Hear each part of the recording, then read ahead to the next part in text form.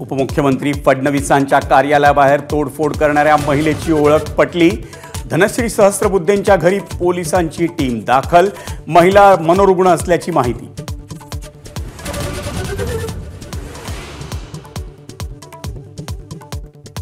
एखादी बहीण उद्विग्न झाली असेल तर कारण समजून घेऊ, व्यथा दूर करू। कुणी जाणीवपूर्वक केलं असेल तर तेही शोधून काढू। फडणवीसांची तोडफोडीवर संयत प्रतिक्रिया।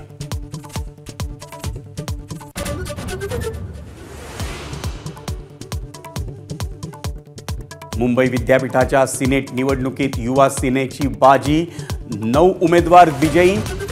उरलेल्या एका जागेवरही युवा सेनेचीच आघाडी।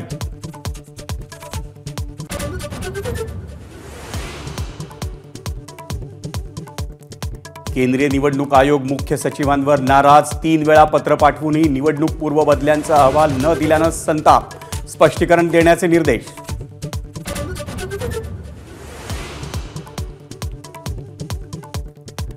अक्षय शिंदेच्या अंत्यसंस्कारासाठी जमीन उपलब्ध करून देऊ, राज्य सरकारची हायकोर्टात हमी।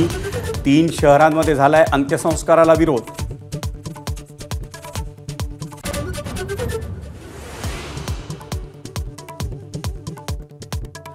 कानपूर कसोटीत पहिल्या दिवशी पावसामुळे अवघ्या 35 षटकांचाच खेळ संपला तेव्हा बांगलादेशची 3 बाद 107 अशी अवस्था।